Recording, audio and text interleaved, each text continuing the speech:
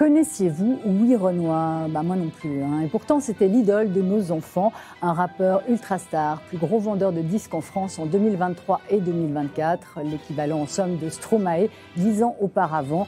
Louis Renoir, décédé voici quelques semaines. Et si je vous en parle, c'est pour réaliser l'ampleur de la faille qui nous sépare aujourd'hui de nous jeunes, dont nous ne connaissons à vrai dire pas grand-chose, ni de leurs influences, de leurs angoisses, aspirations et comportements.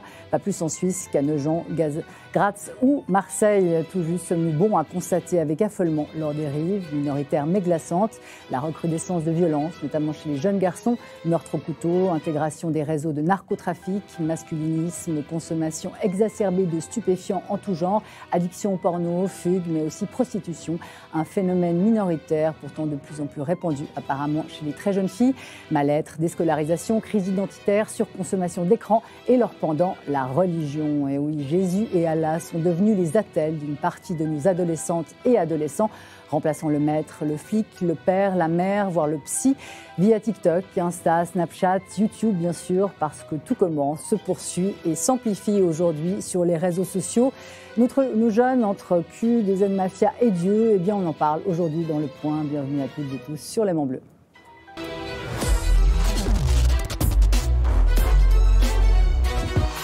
Et bienvenue à tous nos invités. Ce soir, le grand plaisir de recevoir Nadège Hubert et Claude Ardide. Bienvenue. Bonjour. Alors, je vous présente ensemble. Une fois n'est pas coutume parce que vous avez commis un livre, une grande enquête justement sur ce phénomène, la prostitution des jeunes filles. Vous avez également, alors je vais le citer évidemment, À cœur perdu, enquête sur la prostitution des mineurs que l'on voit passer à l'écran, qui est paru aux éditions Mareuil, un documentaire, une enquête qui avait d'abord été un documentaire produit pour France Télévisions en 2018, Jeunesse à vendre. Claude Ardide, vous étiez un ancien journaliste d'enquête, notamment à un complément d'enquête. Et envoyé spécial. Et envoyé spécial. Et Charlie Hebdo. Oui, Charlie Hebdo. Et les vacances doivent arriver bientôt parce qu'on commence à fatiguer. Et Nadège Hubert, vous êtes documentariste et journaliste indépendant. Donc, votre très grande enquête suivait aussi un autre livre que vous avez écrit précédemment aux éditions Merol, Qui veut tuer la laïcité. Donc, vous connaissez bien les phénomènes de jeunes, de religion aussi, avec détail et force enquête. On va y revenir tout de suite. La religion qui aide, c'est quelque chose que vous revendiquez aussi, David Davolio. Merci infiniment d'être parmi nous. Vous êtes à la fois témoin et analyste de ce retour à la foi, notamment chez les jeunes aujourd'hui. Vous avez 23 ans. Vous avez fait votre service comme garde suisse 3 ans durant au Vatican. Vous êtes venu à la fois à l'adolescence, une foi catholique rigoriste. Vous êtes ce qu'on appelle un tradi aujourd'hui, messe en latin, prière quotidienne et pèlerinage. Vous en revenez d'ailleurs. Vous étiez au pèlerinage de Chartres ce week-end. Toujours plus de monde. On arrive au seuil de tolérance, tellement ça a du succès. Vous connaissez bien aussi la religion et les jeunes et les réseaux sociaux. Carolina Costa, bienvenue. Vous êtes pasteur, alors vous progressiste à la paroisse de Carouge à Genèse. Vous êtes aussi influenceuse, très suivie sur les réseaux, plus de 40 000 followers en Suisse romande. Votre temple est plein d'enfants et d'adultes, mais pas tellement d'adolescents, parce qu'ils préfèrent effectivement, ces adolescents, les versions un peu plus hardcore de la religion. Pas du tout woke, quoi qu'on en pense ou qu'on en dise. Et donc, effectivement, vous avez aussi sorti récemment un podcast, Quand la foi devient une arme politique, le 4 juin. Vous l'avez fait avec le sociologue Philippe Gonzalez, grand spécialiste aussi de la religion. Et enfin, notre anti-réseaux sociaux, anti-religieux, mais pas anti-jeunes. Philippe Val, ancien directeur de Charlie Hebdo et de France Inter, et notre éditorialiste. Bienvenue. Alors, votre enquête, effectivement, est glaçante. Parfaitement glaçante, entre 15 et 20 000 jeunes filles, justement, seraient dans la prostitution aujourd'hui en France. Un chiffre en augmentation, plus 70% en 5 ans.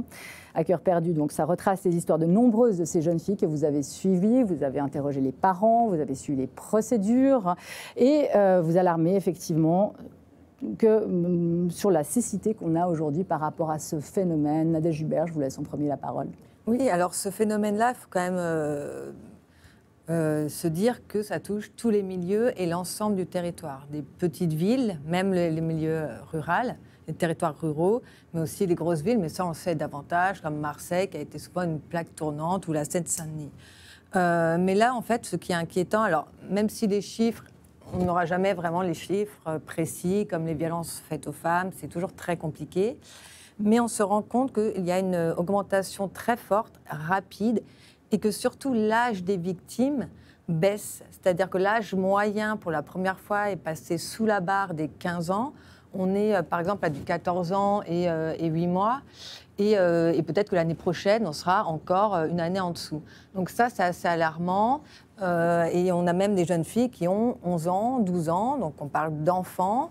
Et donc ça, évidemment, ça nous inquiète. Et on a l'impression que face à ça, il y a un vrai déni de société et que nos politiques sur cette question sont assez fébriles, ne mettent pas les moyens parce qu'effectivement, ce sont des enquêtes assez longues qui demandent les mêmes moyens que pour le STUP, donc elles sont chronophages, et sauf qu'il n'y a pas les mêmes moyens en face. Et puis après, il y a la justice, on pourra en parler tout au long, où là, elle essaye de faire comme elle peut avec les moyens qu'elle a, sauf que les clients, et ça faudra aussi en parler, ont des petites peines. C'est souvent du sursis et c'est trop peu, surtout quand la victime a moins de 15 ans. Parce que quand elle a moins de 15 ans, c'est un viol. Il n'y a pas de consentement. La pénalité, effectivement, et les condamnations, c'est un des grands sujets aujourd'hui, notamment par rapport à tous les meurtres au couteau et dérapages de jeunes. Claude Ardide, ce phénomène que vous avez constaté, ça concerne tous les milieux. Ce n'est pas uniquement les milieux défavorisés, ce n'est pas uniquement les jeunes qui sont dits en déshérence. Voilà, en 2017, quand Nadège vient me voir pour la première fois, j'étais à l'agence CAPA, elle me parle de phénomènes de prostitution dans les collèges chez les gamines de 13, 14, 15 ans. Et très sincèrement, je ne la crois pas. Parce que je pensais des filières d'Albanie, nigérianes, classiques, venues des pays de l'Est, voire de la Chine. Mais dire que des gamines de 13-14 ans pratiquaient des actes sexuels dans les collèges, et plutôt des collèges UP, puisque c'était les informations qu'on avait, j'y croyais pas. Et puis donc, on s'est mis à enquêter.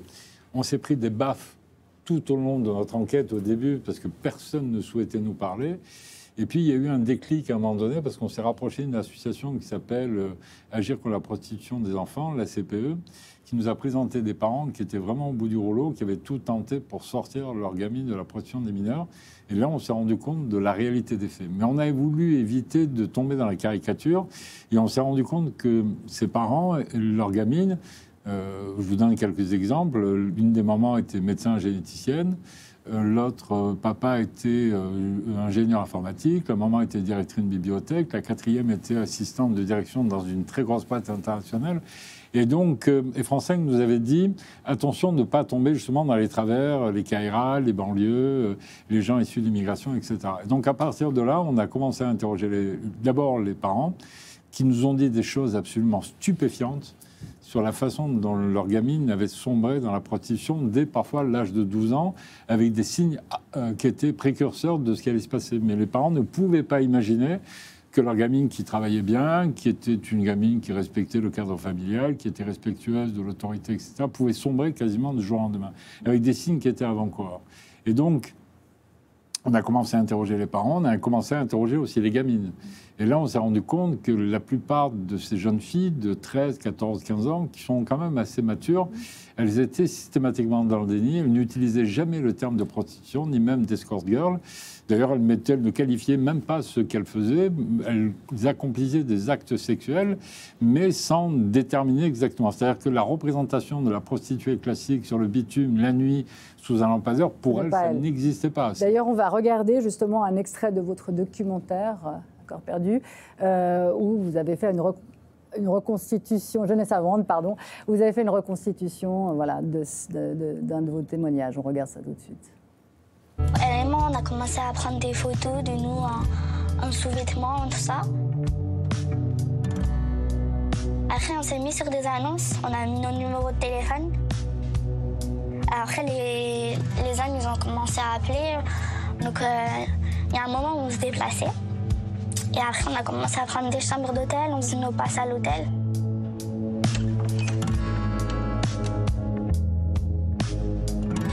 Les clients, ils avaient... C'était soit des hommes mariés. En gros, c'était entre 20 et 50 ans, quoi. Maximum, sur 60 ans. Ça pouvait t'arriver de voir combien de clients chaque jour? Ça dépend les clients qui m'appelaient. Ça peut être des fois 5, des fois 10, ça dépendait des jours. Alors chez nous, en Suisse, ce n'est pas un phénomène qui a été encore répertorié, mais on connaît Carolina Costa, tous, malheureusement, des parents à qui ça a pu arriver, effectivement, c'est le bouche à oreille, mais ça dit quand même que le phénomène largement est transnational, en Belgique, en Suisse, en France. On parle assez peu du mal-être ou des problèmes que vivent nos jeunes filles. On en parle beaucoup pour les garçons, mais pour les jeunes filles, vous justement qui en côtoyez, qui les accompagnez parfois, qu'est-ce qu'on peut dire justement de l'état de santé de nos jeunes adolescentes aujourd'hui ? C'est vrai qu'on peut observer qu'il y a une espèce de retour à des valeurs très, très carrées, probablement qui rassurent au fond. Par exemple, ces jeunes filles aussi qui sont plutôt en rejet de tout type de relations, qui ne veulent surtout pas même avoir un bisou avec un garçon alors qu'elles ont entre 13 et 15 ans et que c'est peut-être un peu l'âge que nous, on a connu dans notre adolescence, de commencer ces petites relations-là, comme s'il y avait quelque chose qui faisait en fait peut-être aussi très peur. Donc là, on est dans l'excès inverse, c'est-à-dire complètement inverse. Voilà. Ouais. Là où on a vraiment... D'ailleurs, c'était très frappant de vous entendre parce que vous avez dit, au fond, elles n'ont pas ce vocabulaire pour dire ce qu'elles vivent. Et en fait, ça me fait penser plutôt à cette idée du mot, des mots qui leur manquent. Les mots sont des fenêtres, les mots nous permettent d'exprimer notre réalité. Et peut-être ça touche à quelque chose de cet ordre-là, puisqu'en fait, ce qu'on observe, c'est qu'on est peut-être au bout de cette... observation d'un monde complètement matérialiste, c'est-à-dire tout est matériel en permanence, tout est toujours derrière ces écrans, et on n'a plus de mots pour signifier ce qu'on vit, ce qu'on ressent. On est comme coupé en fait d'une autre dimension qui, moi, m'inquiète tous les jours et que j'observe tout le temps, qui est l'invisible en fait. On n'a plus de mots pour parler de ce qu'il y a entre nous, de ce qui se passe entre les adolescents. Et donc en fait, comme il y a soit cette proposition très violente finalement de ces images auxquelles ils sont soumis depuis très très jeunes finalement et sur lesquelles on n'a aucun contrôle. Donc il y a soit je vois ça... Oui, la pornographie hyper violente. Mais justement, cette pornographie, elle contient des mots aussi. Ils ont des représentations assez claires quand même d'une forme en tout cas de sexualité. Ils voient des choses, des images, des mots d'une violence inouïe, mais il n'y a pas des mots de ceux que nous on aimerait transmettre qui sont de l'ordre du relationnel, de la tendresse, qui d'ailleurs, on peut voir aussi que la sexualité, la pornographie, elle est basée beaucoup sur les actes sexuels, là où en fait la sexualité que nous on aimerait évoquer avec eux, c'est celle du relationnel, c'est celle du toucher, c'est celle de la respiration, c'est celle du ressenti, c'est celle de la découverte. En fait, l'autre est un mystère et devient un sujet, là où dans la pornographie et puis peut-être ces représentations-là, on est dans l'objet. Donc on est vraiment dans ces dimensions d'un matérialisme où l'autre est devenu un objet de désir et que je dois assouvir ses désirs, là où l'autre sexualité que nous on aimerait évidemment propager, c'est cette sexualité de l'invisible où on est deux sujets qui se rencontrent et donc là beaucoup plus mystérieuse et beaucoup plus intéressante. David Davolio, justement, est-ce que c'est si problématique que ça, la sexualité pour votre génération ou celle qui vient juste après ? Disons que nous, la sexualité, elle nous a été vendue comme... disons, la grande découverte des années 60. Maintenant, c'est libre pour tout le monde, comme ça. Et on se trouve, du coup, aujourd'hui, ma génération, surtout les hommes, avec de moins en moins d'hommes qui ont des relations, qui ont peut-être déjà aussi embrassé une fille, de moins en moins. Et on se sent un peu... on est frustré. On est frustré parce qu'il y a un idéal qui devait être là, qui apparemment... Attendez, alors vous consommez du porno, vous consommez dans la réalité comme c'est dit dans l'enquête, c'est-à-dire que là c'est de la consommation pour de vrai. On n'est pas dans quelque chose de très chaste, on est dans la consommation. Après, quel rapport on l'a avec, mais où vous consommez pas, qu'est-ce qui se passe en fait dans vos oui, dans les virtuels, relations, avec la pornographie et tout, il y a une grande consommation, mais par contre dans la vie réelle, ça manque. Et donc, on ne sait plus beaucoup où est-ce qu'il y a notre place. Ce qui est aussi intéressant, c'est effectivement la place des réseaux sociaux dans cette problématique-là.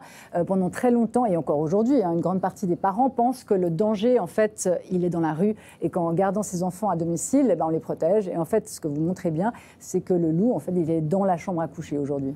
C'est ça, c'est-à-dire que ces enfants-là, en tout cas pour la prostitution des mineurs, pour ce sujet-là, à chaque fois, les annonces sont déjà postées sur les réseaux. Donc, nous avons Sex Model, donc avec 50 € à mettre une annonce et puis un descriptif. Et puis, donc, tout se passe par les réseaux. Les clients, eux, vont sur ces réseaux qu'ils connaissent très bien. Ils commandent une fille avec les prestations. Et puis, il y a aussi les autres réseaux sociaux, alors ceux que tous les jeunes utilisent aujourd'hui, Snapchat, TikTok, Instagram, sachant qu'avec Snapchat, pour eux, c'est vraiment une application qui est géniale finalement, puisqu'elles peuvent avoir une petite annonce au départ un peu tranquille et envoyer après des photos instantanées. Qui disparaissent. Qui disparaissent. Donc, on leur permet finalement, on leur a donné les outils à tous ces jeunes sans leur expliquer le fonctionnement. Et effectivement, le problème qu'il y a, tous ces jeunes sont chez eux, seuls, dans leur chambre, et ils sont toujours avec leur écran, sur leur écran, et même quand ils sont ensemble, de toute façon, les uns à côté des autres, ils se parlent via encore ces réseaux. Donc en fait, c'est là, c'est permanent, on ne se rend pas compte à quel point c'est devenu leur seconde vie, hein. Elle est même devenue plus importante que la vie réelle. Et c'est là où il y a un problème. Il n'y a plus finalement de personnes pour faire le lien, pour expliquer le cadre, ce qu'il faut faire, pas faire, les dangers. Parce que sur ces réseaux-là, il faut quand même se dire que les proxénètes, pour eux, c'est génial. On a une histoire, alors là c'est à Nice, c'était une histoire qui a été jugée à Nice, complètement folle. Ce sont deux filles qui sont à Rouen, deux jeunes filles, et Kenza et Nesrine. Et là, elles discutent avec un jeune garçon sur Snapchat qui s'appelle Pas vu, pas pris. Et puis, il leur dit, il commence à dire à ses filles, venez, il y a une soirée à Marseille, je vous invite. Elles y vont, ils payent le billet. Elles y vont. Finalement, l'appartement, il est vide, il n'y a personne. Et là, il y a deux autres types qui sont là, qui vont les emmener dans un autre appartement. Et puis, elles vont faire plusieurs villes. Et le piège va se refermer. Et ça va être un calvaire de plusieurs semaines. Elles ont même failli en mourir. Enfin, ça a été, et elle a été jugée en fin d'année 2024 à Nice avec des proxénètes qui ont pris entre 23 ans et 25 ans de prison, ce qui est très très rare. Oui, habituellement, c'est jamais ça. Donc voilà, on en est là aujourd'hui et c'est dramatique. Mais si vous voulez, la grande différence entre le moment où on fait le film Jeunesse savante pour France 5 et aujourd'hui, c'est que quand on voit les parents en 2017, on leur dit « mais vous n'avez pas vu venir le changement ?» Et ils ont vu venir le changement. Il y en a 5 de changements. Le premier, c'est le gamin qui s'enferme dans sa chambre toute la nuit avec sa tablette, son portable ou son ordinateur. Le deuxième, c'est le changement alimentaire. Allez savoir pourquoi. Le troisième, c'est la chute des résultats. Écoutez bien, donc là, si vous checkez, vous faites écoutez bien parce que une liste, et si ça coche, vous vous alarmez. Le quatrième, c'est la chute des résultats scolaires, parce que les gamins, petit à petit, se déscolarisent, fuguent, etc. Le cinquième, ou quatrième, je ne sais plus très bien, c'est le refus de l'autorité parentale. Pardonnez-moi, je vais être un peu vulgaire. Ça, c'est l'adolescence. Tu n'es rien, oui, sauf que quand vous cumulez tous ces facteurs-là, et le cinquième, et c'est là, si vous voulez, où les mères et les pères ne font pas suffisamment attention, c'est le changement vestimentaire. C'est-à-dire que du jour au lendemain, les gamines reviennent avec des strings, avec des vêtements qui sont extrêmement sexualisés, etc. Et donc, quand vous rajoutez l'absence scolaire, le changement alimentaire, les heures passées devant l'ordi, la nuit, le fait que les gamines deviennent agressives, etc., vous êtes à peu près sûr, 9 fois sur 10, qu'il y a un changement de comportement de la gamine et que la gamine, probablement, est en train d'entrer dans un système de prostitution et de tomber sous l'emprise d'un proxénète ou d'une proxénète, c'est-à-dire d'une copine qui a 13 ou 14 ans, comme nous on le raconte à la fois dans le film mais aussi dans le bouquin, de gamines qui se montent le cerveau parce qu'elles gagnent très très vite de l'argent et qu'elles se disent, après tout, on va y arriver. Sauf que, et c'est capital de dire ça, c'est que toutes ces gamines-là ont été victimes dans toutes les enquêtes qu'on a faites, mais pas simplement nous, elles ont été victimes soit de violences auparavant dans leur propre famille, soit elles ont été harcelées, soit elles ont été victimes d'agressions sexuelles, voire de viols incestueux, et que ce sont des victimes. Et que, quand elles arrivent à 12-13 ans, elles font comprendre qu'elles n'ont plus aucune estime ni de leur corps, ni de leur esprit. Et que finalement, elles ne valent plus rien, puisque avant elles ont déjà été battues, fracassées, abîmées, amochées, esquintées, parfois même dans le cercle familial. Et que quand donc elles arrivent dans la vie des adolescents de 12, 13, 14 ans, elles disent, après tout, me prostituer... qu'est-ce que ça change dans ma vie mais le diagnostic que vous faites, après je vais tourner la parole, mais le diagnostic que vous faites, on peut aussi le faire pour toutes sortes d'autres pathologies, c'est-à-dire effectivement des jeunes qui vont s'enfermer, qui présentent des troubles mentaux, qui vont avoir des épisodes dépressifs, des suicides, etc. Donc aujourd'hui, ce diagnostic-là, en fait, c'est le mal-être. de tous les adolescents qui peuvent après trouver des issues différentes. Alors, je voudrais juste rajouter la fugue. C'est dans 70% des cas. Mais ce n'est pas que la prostitution, il y a d'autres cas aussi, les enfants Souvent, fuguent. c'est 70%. Ouais. Il y a souvent de la fugue. Et en plus, quand une fille part de chez elle, il faut bien après qu'elle se nourrisse, qu'elle subsiste. Et donc, elle va sûrement tomber sur un proxénète. Et donc, la fugue, c'est un élément, à chaque fois, on le retrouve. Dans 70% des cas, ça, c'est une alerte. Quand la jeune fille part en fugue, ça veut dire que là, déjà, elle est déjà bien dedans. Et là, ça va être très difficile après. Parce qu'une fois qu'elles sont... parce que ce sont des viols en série. Hein. Quand elles nous parlent de ce qu'elles ont subi, de ce qu'elles subissent, ce sont des viols. Elles sortent de leur corps, le cerveau disjoncte, et elles le disent. Hein. Puis c'est des dizaines de clients par jour. Donc imaginez, ce sont des filles de 12-13 ans. Donc par semaine, par mois, ça va en faire des centaines. Et par année, c'est des milliers. Hein. Donc elles sont déjà abîmées, et je vais juste terminer sur ça. L'exemple de Marine et de Lucille. Donc Marine, c'est une jeune fille adolescente qui a été violée par son voisin quand elle avait 7-8 ans. Sa mère n'était pas au courant, et quand elle se prostitue actuellement, et elle dit à sa mère, de toute façon, la prostitution, c'est comme le viol, c'est ce que j'ai vécu avant, c'est la même chose. Puisqu'il y a la culture du silence, et aussi on rétribue, on donne un cadeau, on donne quelque chose. Si tu fais ça, tu auras ça. Donc ça, c'est aussi des éléments qui font qu'on est dans cette situation. C'est très important, effectivement, l'argent facile. Aujourd'hui, les représentations, on va regarder une représentation qui représente beaucoup, on en reparlera aussi, c'est un clip de H la drogue, ça c'est pour les garçons, effectivement. La valorisation de l'argent facile, de tout ce qui est hors le cadre, eh bien ça vaut pour les garçons, pour les filles, on regarde ça. Je suis beaucoup, je perds la tête. Des rappeurs, des mythos, à ce qu'ils ont vendu de la cesse. Je connais pas la défaite, gros, 140 degrés dans la pièce, sur le corps de la mec, nos ennemis des tapettes. On est trop sale, personne peut nous tester. Demande au gros, cette année c'est la mienne. Plutôt Polia ou bien Belvédère, dans la street on opère, fait belle éco RF. La recharge dans le froc, dealer DLF. Chaque jour, on pense qu'à faire du bénéf. On doit même plus des mal au cerne. Vrai pirate, fait plus d'un balle sur une quête. H24 défoncé sous miel. H24 défoncé sous mielleux. Quand je te parle, regarde-moi dans les yeux. On a liquidé les grammes de bœuf. Igo, je viens représenter mon 9-2. La concu, je la prends le. Ils se mettent au rap, on sait pas pourquoi. La plaine, la garenne et la feu-feu. Et j'oublie pas tous mes gars du bas. Me craque l'ont vendu à la sauvette. Toutes ces baltringues se sont sauvées. À ce qui paraît, ils ont des taux carrés.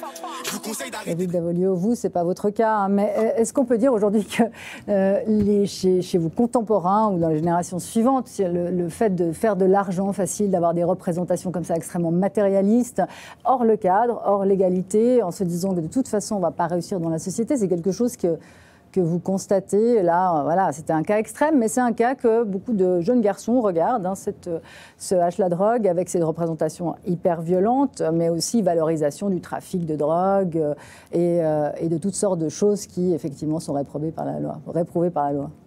Aujourd'hui, on parle, dans les médias comme ça, on parle beaucoup de l'argent facile, que ce soit les cryptos dans lesquels je suis juste derrière mon ordinateur 2 heures par jour et je fais des millions par mois. Que ce soit des influenceurs qui, en montrant leur vie, gagnent de l'argent, ou justement de rappeurs en vendant la drogue, tout ça. On a un peu ces mythes de l'argent facile et on a perdu l'essence de l'effort pour, du coup, pour mériter, pour gagner quelque chose pour lequel il faut travailler. Et ça se voit un peu partout, aussi dans les séries, aussi dans les médias. Il y a beaucoup de séries qui presque un peu, mais comme des mythes, les criminels qui, pour gagner leur vie, doivent peut-être faire un vol par mois et ça suffit. Mais c'est vrai que le mythe du bandit, Scarface, même de la prostituée, hein, ça a toujours existé, ça a toujours alimenté les films, les récits. Enfin, il y avait quelque chose d'assez romantique dans tout ça. Qu'est-ce qui change aujourd'hui? Parce que le problème, c'est qu'effectivement, on a l'impression que quand même, leur représentation en images, en son, etc., ils l'appliquent dans la réalité de façon beaucoup plus systématique. Je pense qu'à l'époque, il y avait quand même aussi beaucoup l'autre rôle. Du coup, il y avait ces figures du super-héros, du policier, du bon policier, des gens qui construisent du coup l'ordre. Et par contre, aujourd'hui, ces figures sont devenues de moins en moins importantes. On a de plus en plus glorifié disons, l'aspect criminel, je pense qu'une des séries Netflix qui a eu le plus de succès, c'est Narcos. Ce ne sont pas des séries sur des détectives ou comme ça qui essaient de résoudre des crimes. Donc, ces côtés un peu, justement, comme vous dites, romantique du bandit, ça existe toujours. Au contraire, c'est devenu même plus fort. Oui, mais Bonnie and Clyde, la liste est Marlon Brando dans les années 60. Enfin, je veux dire, tous les héros étaient des bad boys et des gens qui étaient hors la loi. Un peu les deux. Ils avaient un Qu'est-ce qui fait aujourd'hui qu'on n'a plus ce rapport, justement, de toute façon, cette sublimation, disons, de ce type de représentation? Dans les cas dont on parle là, les enfants, les ados, quand le malheur est là, un ado, c'est un adulte en pire. Parce qu'il n'y a pas de limite. Et ça, c'est normal. C'est comme ça qu'on a vu ça déjà dans l'histoire des bandes d'enfants au Moyen-Âge qui terrorisaient. On l'a vu ça pendant la Révolution russe. Ça a été un très très lourd problème à régler pour les dirigeants de la Russie. Ça a été les bandes d'enfants qui terrorisaient, qui pillaient des villages, qui assassinaient, qui violaient. Et d'une façon plus soft, je me souviens avoir fait un reportage au Japon, et à Tokyo, ils avaient un gros problème de prostitution d'ados. Et c'est une société très policée, pourtant, la société tokyoïde, plutôt, voilà, c'est pas Narcos, et les jeunes... c'est Narcos, mais c'est policier, justement, c'est la mafia qui tient, voilà. Qui tient l'ordre public, mais il le fait de façon assez qui s'habillaient de façon... en Lolita, c'est-à-dire avec des chaussettes blanches, un col marin, et c'est à ça qu'on reconnaissait qu'elles se prostituaient. Elles étaient hyper... Bon. Là, aujourd'hui, tout ça pour dire que ça existe dans toutes les sociétés, cette possibilité de l'ultra-violence et de l'exploitation du corps, et notamment du corps des filles, du corps des ados en général. Et ce qui a changé profondément, c'est, on pourrait dire, l'industrialisation de la chose, que l'on doit évidemment aux réseaux sociaux. Les réseaux sociaux changent complètement la donne. C'est-à-dire qu'un phénomène de société relativement circonscrit devient tout d'un coup diffus dans toute la société. C'est ce que vous disiez tout à l'heure, même dans les zones rurales. Pourquoi ? Parce que les ados, évidemment, n'importe où, n'importe quand, ont accès à ces réseaux sociaux. Ces réseaux sociaux les happent et leur fabriquent un œil qui les regarde, elles. C'est-à-dire que finalement, elles sont jugées en permanence dans les réseaux sociaux et leur mal-être, leurs défauts, leurs failles, etc., sont sans arrêt jugés. Et ça en fait des proies et des victimes extrêmement faciles pour les pervers, pour des semblables à elles qui sont déjà plus loin dans la délinquance. Donc, les réseaux sociaux ont ce côté formidable de fabriquer le monstre qui va les dévorer et qui sont elles-mêmes, ce sont ces personnes elles-mêmes qui vont au-devant de leur dévoration, de la dévoration de leur être. Je suis stupéfait que vous ayez pu tenir aussi longtemps dans votre enquête. Je sais que ça vous a pris 2 ans de votre vie. Je ne sais pas comment vous avez fait parce que c'est tellement terrifiant, ça fait tellement peur qu'on ait des enfants ou pas. De toute façon, on imagine la douleur, le sentiment d'une société chaotique que ça donne, et puis cette espèce de saleté. Alors avec quelques personnages très intéressants qui sortent, comme cette procureure, cette chef du parquet, Agnès Stocker. Je pense qu'elle dit quelque chose, c'est quelqu'un qui doit être très... Je l'ai connue qu'à travers votre livre, mais elle est intéressante parce qu'elle dit les victimes, il ne faut pas les plaindre, il faut les aider. Et il faut que les victimes comprennent qu'on ne va pas les plaindre, mais par contre qu'on va les aider éventuellement. Mais c'est très très important de dire cette chose-là, parce que les victimes, quand on est victime et quand on s'essentialise comme victime, on ne s'en sort jamais. Jamais. Il faut une dose de responsabilité de ce qui nous arrive dans toutes ces affaires. Sinon, il n'y a pas d'endroit où s'agripper pour en sortir. Alors justement, une partie de ces jeunes s'agrippent aujourd'hui, Carolina Costa, à Dieu, à la religion islamique, à la religion chrétienne. C'est quelque chose de très fort aujourd'hui, ce retour à une structure justement divine. Hein, je vais vous donner d'ailleurs la parole parce que justement, vous avez montré que certaines des jeunes filles que vous avez suivies, justement, essayent en tout cas, à travers la religion chrétienne ou musulmane, de se trouver un cadre et de s'aider à sortir de là où elles sont. Vania. Alors Vania, donc elle se prostitue, elle rencontre Clara dont on parle aussi dans le livre, elle l'oblige à se prostituer, donc là elle devient victime-auteur. Donc elle la recrute, mais de façon assez violente, parce qu'entre elles sont aussi assez violentes. Et puis elle va très très loin. Alors Vania, elle a été victime de violences intrafamiliales, et c'est pour ça qu'elle se retrouve en foyer. Et là, donc elle se prostitue, ça va très très loin. Et à un moment donné, tout s'arrête. Et elle se tourne vers la religion. La religion musulmane, mais assez dure. Mais on arrive à le comprendre, puisque pour elle, ça peut être un peu une bouée de sauvetage, en se disant, bon, j'ai été salie, parce que c'est un peu ça, elles s'en veulent, elles sont déjà au départ dans le déni, mais après, quand elles comprennent ce qui s'est passé, elles se sentent sales. Donc pour elles, ça a été un moyen finalement de trouver des valeurs, de retrouver encore une communauté. C'est toujours la même chose, elles veulent appartenir encore à une communauté, à un cadre, donner du sens aussi à ce qu'elle a vécu, parce que malheureusement, en France, au niveau de la prévention de la santé, au niveau des jeunes, quand on voit l'état psychologique et de la psychiatrie chez les jeunes, notamment après le Covid, c'est catastrophique, avec des mesurettes, il n'y a pas assez de psy, on est vraiment dans on a l'impression que nos politiques sont un peu hors sol et prennent toujours les choses. Non, mais c'est valable pour tout. On voit effectivement les constats de couteaux, de gosses enrôlés aussi pour des enlèvements. Enfin, je veux dire, c'est pour ces filles-là, vraiment varié mais à chaque fois glaçant. Pour la jeunesse. Et donc, ces filles-là pâtissent en fait comme tout le monde, avec les déserts médicaux, elles en pâtissent aussi. Et donc, elles se retrouvent un peu seules face à elles-mêmes. Et quelle est la solution ? Elle s'est tournée vers la religion pour s'en sortir, pour aussi se revaloriser, pour trouver du sens, pour se dire finalement je me cache. C'est une journaliste de la Provence qui a fait un papier il y a environ 3 semaines, et cette jeune fille, Vania, s'exprime.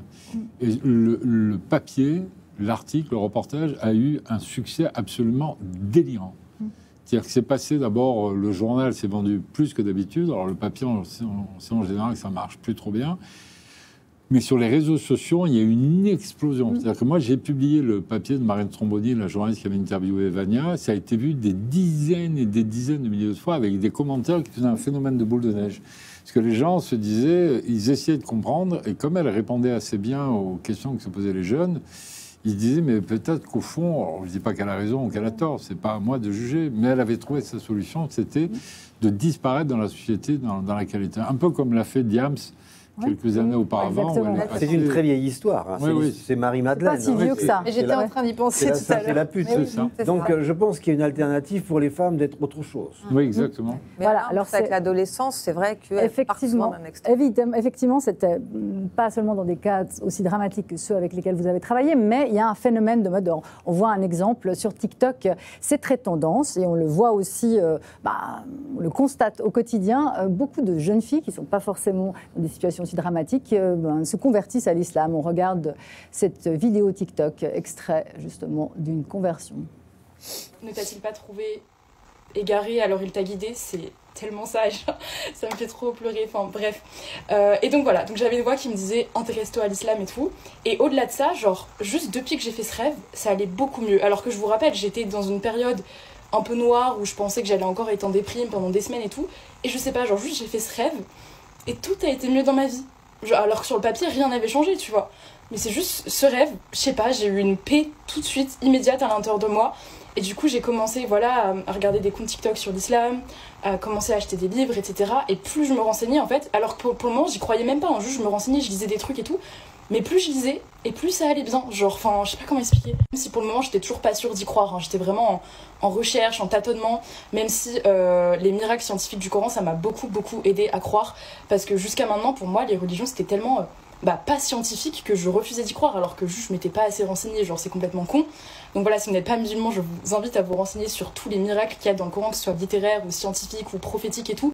Parce que, pour quelqu'un qui a un esprit très raisonné comme moi, très cartésien, ça m'a tellement renforcée dans ma foi de me dire que le Coran n'a pas pu être écrit par un être humain. Et merde, j'ai oublié ce que je voulais dire. Alors, ça nous fait Rendez-vous sourire. dans 10 ans. Hein. Caroline Acosta, oui, dans 10 ans. Voilà.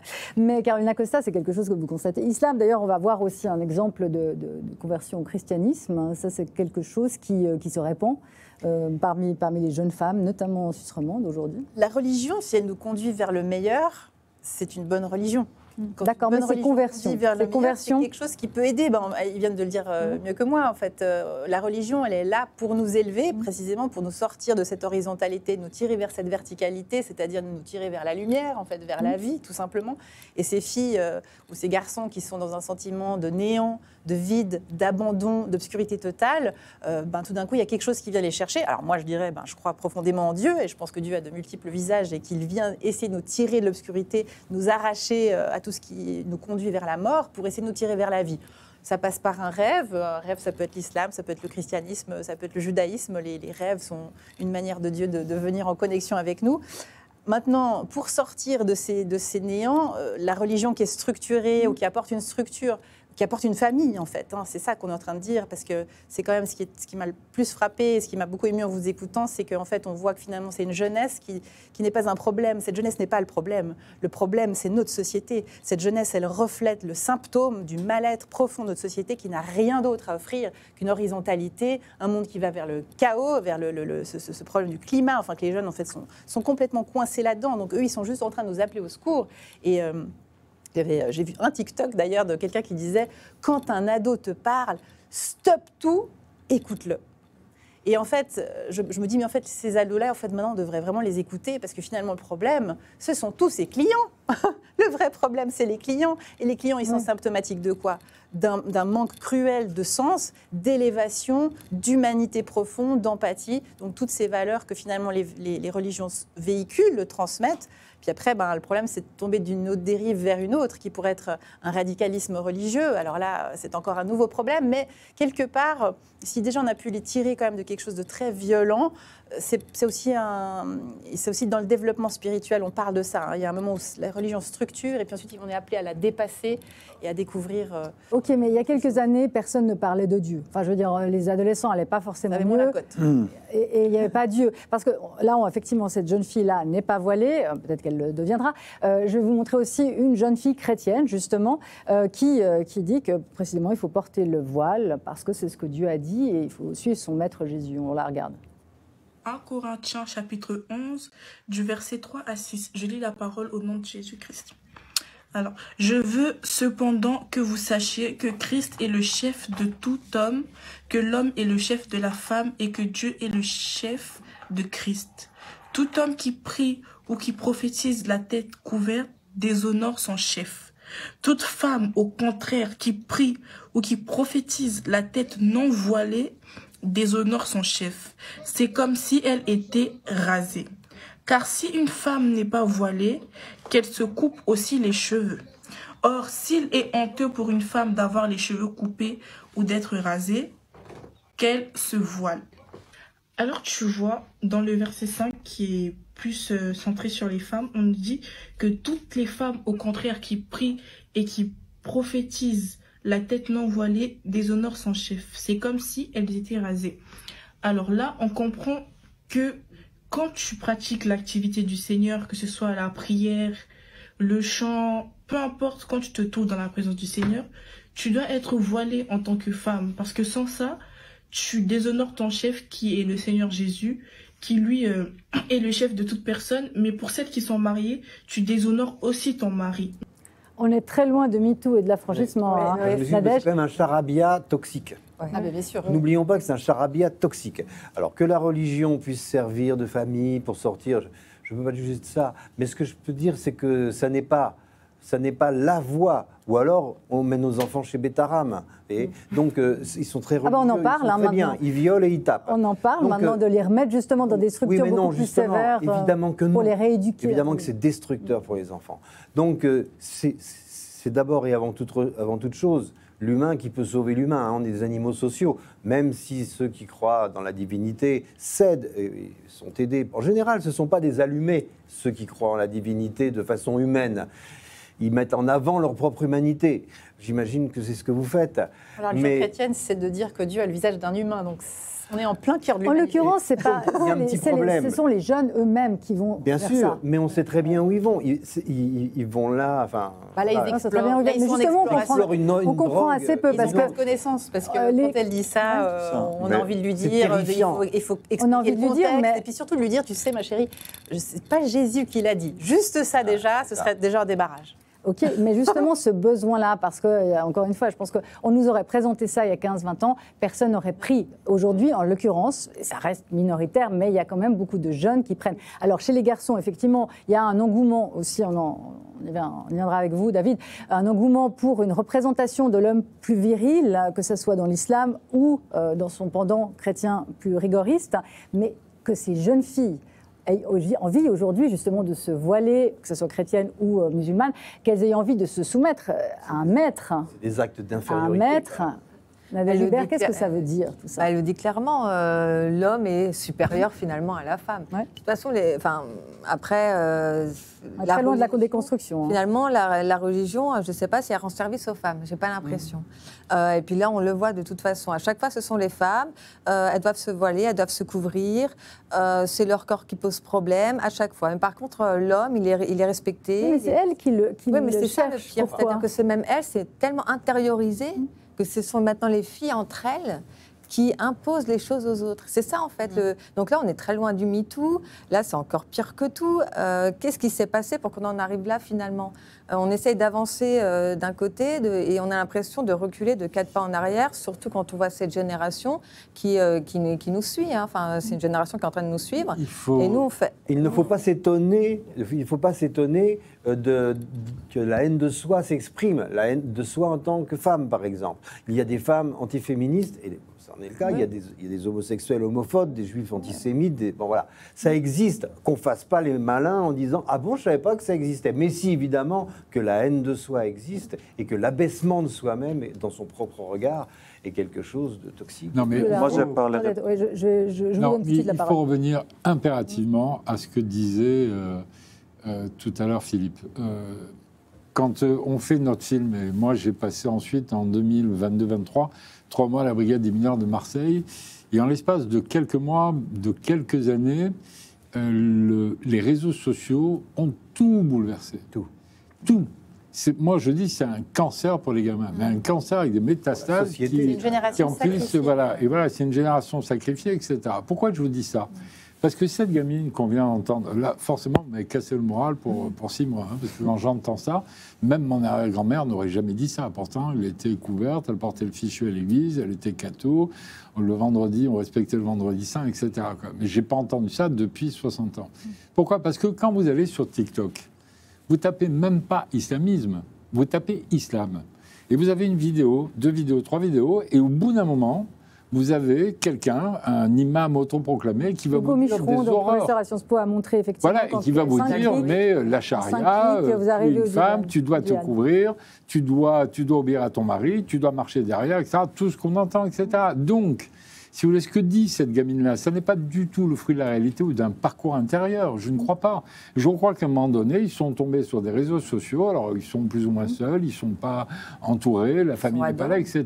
quoi. Vous ne pouvez pas imaginer. Je vais vous dire un truc qui est incroyable. Quand on est à la brigade des mineurs, on peut le dire, parce qu'il n'y a pas de prescription, mais je peux vous le dire, on est à la brigade, non pas des mineurs, mais à la brigade Proxo. Il y a un site qui s'appelle Sex Model. Et il se trouve que les filles qui ont un accord avec Sex Model, qui leur permet de voir en temps réel le nombre de jeunes filles qui s'inscrivent à la seconde près. Et donc, comme on est dans le bureau, on est avec nos copines enquêtrices qui disent « Qu'est-ce que tu veux qu'on me dise ?» Alors, comme Nadège est originaire de Metz, on appuie sur Metz et on voit 200 nanas apparaître sur les écrans dans toutes les tenues, toutes les seins nus, les fesses, les hanches, etc. Moi, je dis Toulon parce que j'habite près de Toulon, etc. Et on voit des milliers et des milliers et des milliers de jeunes filles en fonction des boutons. Et ça apparaît en temps réel. Donc, ce site s'appelle Sex Model, comme il y avait le site Coco, qui permettait à des cinglés, dans l'affaire Gisèle Pellicot, d'aller violer cette pauvre femme, etc., avec l'accord de son mari. Et Sex Model existe toujours. Et on voyait, et c'était hallucinant, on avait l'impression d'être dans un film de science-fiction, où on voyait les images comme ça arriver à toute vitesse. Il suffisait qu'on appuie, mais maintenant on aurait appuyé sur la ville de Muret, de Châteauroux, de petites communes de 300-400 habitants. Il y a des jeunes filles prostituées partout qui, à la vitesse de la lumière, non seulement s'inscrivent, donnent leurs prestations, racontent exactement ce qu'elles font, donnent leurs tarifs avec leur numéro de téléphone, mais derrière, à la vitesse de la lumière, vous avez des dizaines et des centaines, des milliers de clients qui apparaissent,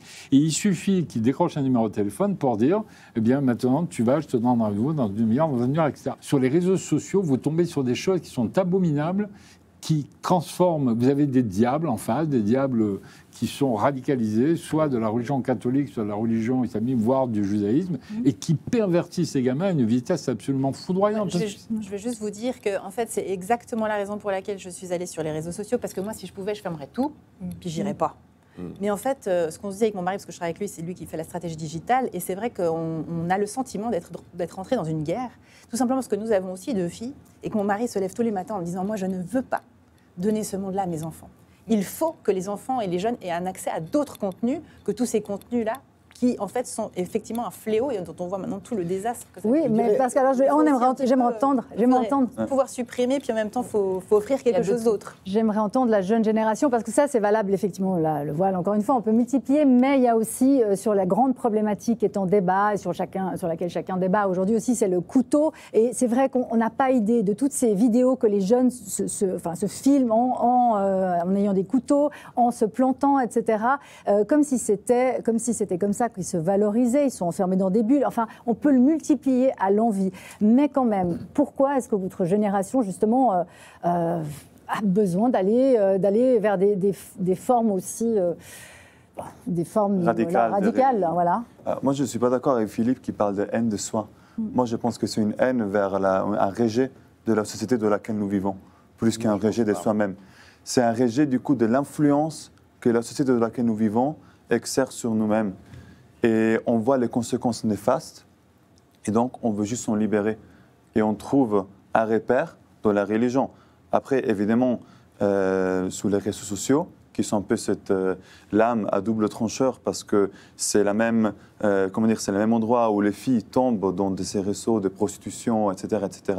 D'anorexie, de scarification, ils achètent, parce que je fais juste cette anecdote, mais pour que le public ait conscience, on va interdire la puff en Suisse, comme on va interdire toutes sortes de choses aussi en France, le porno, etc. Et en fait, la puff va être interdite en Suisse, mais mon fils me disait, mais tu crois quoi que les jeunes aujourd'hui, ils achètent tout sur Snapchat? Parce qu'effectivement, on a toujours une longueur de retard. En fait, les jeunes, effectivement, se procurent toutes sortes de choses, du sexe, des armes, de la drogue, etc., sur des réseaux qui nous échappent complètement. C'est ça, où du coup l'État, aujourd'hui, et la société en général, n'ont plus de contrôle. Et je pense que les mots d'ordre dans tous ces débats, au-delà des points de vue sur la religion, sur la sexualité comme ça, c'est qu'il faut que la société, que l'État, qui est responsable pour le bien-être de la société, on l'a vu bien pendant les Covid, on le voit toujours, c'est le rôle de l'État, que l'État reprend le contrôle sur tout cet énorme monde numérique. Interdire. Interdire. Il y a des États, moi je trouve que ce pas des exemples positifs, mais la Chine par exemple, exactement, ou aussi la Russie. On revient à des formes totalitaires, c'est drôle quand même. Aujourd'hui, on arrive tellement loin qu'on se dit, si on habitait en Chine, ça serait mieux. Je veux dire, la société... Non, attendez, la question, c'est quel est le rôle de l'État. Et je pense en Occident, nous avons la chance que nos États sont gouvernés par des démocraties, élus par le peuple, pas par des dictatures qui les gouvernent. Mais les États sont quand même là pour, du coup, assurer le bien-être de la population. Donc le premier bien-être, ça serait interdire ces réseaux sociaux. Interdire, je ne sais pas si interdire et réguler. Mais vous n'arrivez déjà même pas à réguler les réseaux sociaux de vos enfants et à savoir ce qu'ils consomment. Il y a des logiciels aujourd'hui qu'on peut créer. Mais on est dépendant des logiciels américains. C'est pour ça que tu as raison. C'est à l'État de réguler, de mettre des systèmes informatiques pour pouvoir contrôler, rappeler juste la loi, en fait.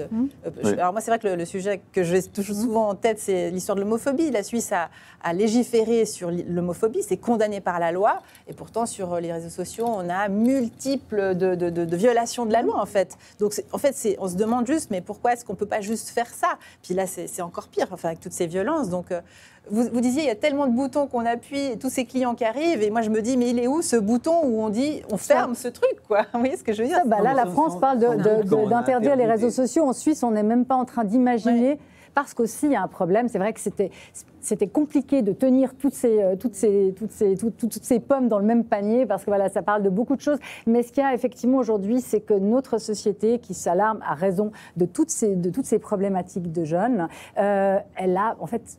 elle n'a pas la bonne vision, elle n'a pas conscience de tout ça aujourd'hui, de ce qu'on regarde, on n'a pas conscience de ce que nos enfants font, on n'a pas conscience de ce qu'ils consomment. Il y a quand même deux mondes qui évoluent en parallèle. La société ne peut pas tout. Les individus peuvent, les parents, la société mais c'est Philippe, trop large.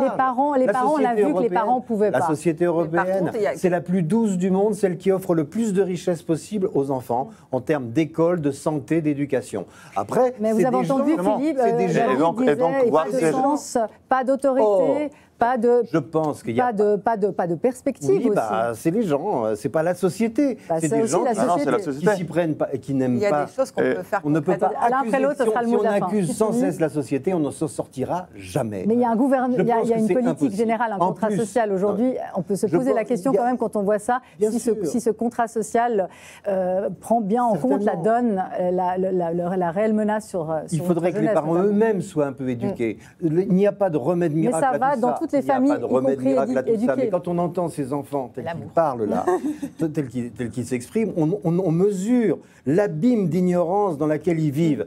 Un peu d'éducation. Là où on a échoué, c'est dans l'éducation. C'est certain, l'école, c'est certain. L'amour de la culture, de la connaissance, du savoir, de l'exactitude, tout ça est absent de leur discours. Et c'est ça qui les perd aussi. C'est pas un remède miracle, mais c'est le seul qu'on connaisse. Oui. Quelque chose qu'on peut faire, on n'est pas obligé de donner un téléphone portable en primaire, parce qu'il y a quand même des parents, dès l'enfant, 8 ans, il a déjà TikTok. Ouais. Donc ça pose quand même... Ils le font souvent pour les surveiller et pour éviter, pour les contrôler, pour éviter qu'ils rencontrent le loup dans le bois. À la brigade des mineurs et à la brigade Proxo, c'est hallucinant. Le nombre de mamans que je rencontre qui disent « j'ai offert à ma gamine un portable pour la géolocaliser quand elle sort de l'école, de façon à ce que je sois rassuré de savoir où elle est ». Donc très bien, la gamine, elle a 12 ans, elle vient de se faire violer par son copain qui a 14 ans. Et donc je dis à la maman, après l'audition à la brigade des mineurs, mais vous l'avez géolocalisé et pourtant votre fille était violée par le gamin de 14 ans, etc. Pourquoi vous lui offrez un iPhone en plus à 1200 €, etc. Vous la géolocalisez, mais vous ne savez pas ce qu'elle fait. Pourquoi? Il me dit, mais ma gamine, entre 17h et 19h, 19h30, à la sortie du collège, elle a 11 ans quand elle commence. Elle fait ce qu'elle veut, elle rentre à partir de 19h, 19h30. Et moi, comme un vieux con que je suis, je dis, mais une gamine, quand elle sort du collège, elle va faire du rugby, du foot, elle fait ce qu'elle veut, de la danse, elle va chez sa grand-mère, elle fait ses travaux à l'école. Elle joue dans le jardin. Mais elle, dans le jardin, elle se balade pas avec ses copains. Le résultat, c'est que là, la mère se met à pleurer. L'enquêtrice l'appelle, il lui dit « Madame, je suis désolé parce que les enquêtrices expertisent tous les téléphones portables des victimes et des agresseurs et elle s'aperçoit que cette gamine de 12 ans a téléchargé 40 films porno à 12 ans. » Et donc la mère s'effondre en disant « Mais c'est pas possible, etc. » La mère est prof. Et le père est ingénieur. Donc on ne parle pas de gens qui sont dans la misère, dans la précarité, de familles qui ne vérifient pas, etc. Je dis, mais madame, vous avez tout raté. Qu'on donne un téléphone portable à 10 ans, voire à 8 ans, voire à 7 ans ou à 6 ans pour avoir la tranquillité, pour pouvoir le surveiller, c'est une bêtise crasse. Et donc moi, quand j'en ai parlé avec Boris Cyrulnik, qui est un grand ami, il dit, mais enfin, les parents sont devenus cinglés. Voilà. Pauvre David, hein, vous êtes très minorisé. Mais je pense que ce qui manque là, c'est vraiment une remise en question du coup de notre société. Et je pense que justement, parce que tu fais partie de l'autre génération, Philippe. Non, je fais partie du même monde que toi. Il faut qu'on l'écoute parce qu'il est plus jeune. Parce qu'on doit finir. Parce que finalement, ça remet en question les valeurs pour lesquelles vous vous êtes battus. Et vous êtes battus pour que les enfants puissent faire ce qu'ils veulent faire. Non. Comment dire? Que les parents soient moins, disons, contrôleurs ou comme ça. Moi, je parle de ce que j'ai vécu moi, de ma génération. Je vais te donner un exemple. Ma fille, elle ne sait pas qui est Jésus. Elle ne sait pas qui est Jésus. Elle a été ni baptisée, ni confirmée, ni communiée, ni excommuniée comme moi. Tu vois, rien. Elle ne sait rien. C'est une laïque à 100%. Elle travaille dans la plus grande école catholique de Toulouse. Et elle a des gamins, et je peux te jurer que personne ne bronche dans sa classe. Le respect, l'autorité, les rencontres avec les parents, les conseils de classe. Elle fait tout pour que les gamins, si tu veux, soient cadrés, etc. Et ça marche, tu vois. Donc ça veut dire qu'elle pourrait être en contradiction. Elle ne sait rien de... Ouais. Et pourtant, Voilà. si tu veux, On va devoir couper. Alors, je suis navrée. Il faut que vraiment. Alors, oui, c'est une vaste question dont on n'a pas fini de faire le tour. C'était donc, pas seulement pour on vous va alarmer. revenir. Ah, ouais. C'était pas seulement pour vous alarmer, mais on doit effectivement prendre conscience de certaines choses. On n'a pas fini de parler de cette question de notre jeunesse qu'on comprend si mal, mais pour laquelle il est temps d'agir. Une très bonne soirée et on se retrouve la semaine prochaine.